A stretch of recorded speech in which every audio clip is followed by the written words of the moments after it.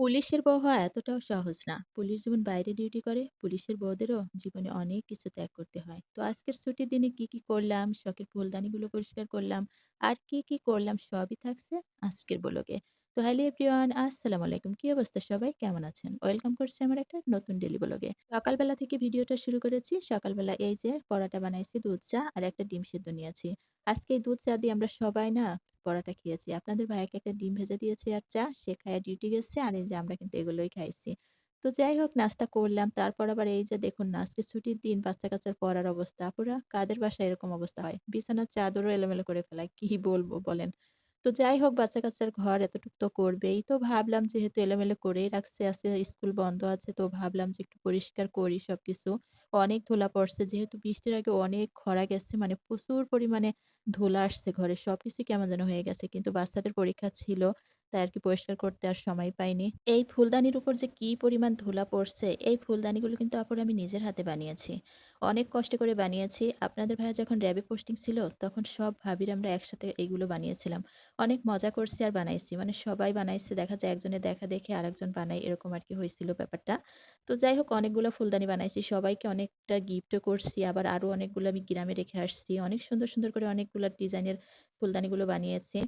তো যাই হোক ফুলদানিগুলো কেমন লাগছে আপনাদের কাছে একটু কমেন্টে জানাবেন প্লিজ। তো পরিষ্কার করে ভাবছি নতুন করে একটু ভার্নিশ করব। দেখা যায় অনেক আগে মানে ৫-৬ বছর আগে ফুলদানিগুলো বানাইছি তখনই রং করা হয়েছে। আর রং করা হয়নি। কেমন যেন একটা হয়ে গেছে। তারপর বাসাবাড়ি চেঞ্জ করা হয় তো গুতাগাতি লেগে কেমন যেন একটা হয়ে গেছে। ঠিকঠাক করতে হবে। ওই যে ১ম এ একটা কথা বললাম, পুলিশের বউ হওয়া এতটাও সহজ না। সকালবেলা আপনাদের ভাইয়া বলতেছে, "আজকে না আমার ডিউটি নাই।" আমি একটু খুশি হয়েছি, যাক শুক্রবারের দিন বাসায় থাকবে। তো নাস্তা বানাইতে গেছি আর হঠাৎ করে যাইয়া বলতেছে, "তাড়াতাড়ি করো ডিউটি।" আমি তো পুরা অবাক হয়ে গেছি। এরকম যে কত হয় আপুরা, মাঝরাত্রে উঠে যেতে হয়, আবার মাঝরাতে আসে। চোখ ডলতে দরজা খুলতে হয়। অনেক কষ্ট পুলিশের বউদের। এর কষ্টটা কেউ বুঝতে পারে না। শুধুমাত্র যারা পুলিশের বউ আছে তারাই বুঝবে। তাছাড়া আর কাউকে বোঝানো যাবে না। তো যাই হোক অনেক কথা বলে ফেলেছি। এদিকে কিন্তু আমি আগে থেকে মাংসটা বসিয়ে গেছিলাম। আজকে লেয়ার মুরগি রান্না করতেছি আর লাউ দিয়ে রান্না করতেছি। দেরি হয়ে গেছে মানে ঘরের ওই যে একটু কাজ করতে যাইয়া এদিকে রান্না দেরি হয়ে গেছে। এজন্য আরকি প্রেশার কুকারে দিচ্ছি বাচ্চারা আবার খাবে। তা না হলে দেরি হয়ে যাবে। তারপরে এই তো মাংসটা সুন্দর মতো কষিয়ে সিদ্ধ করে আবার এই যে আমি একটা কড়াইতে ঢেলে নিয়েছি।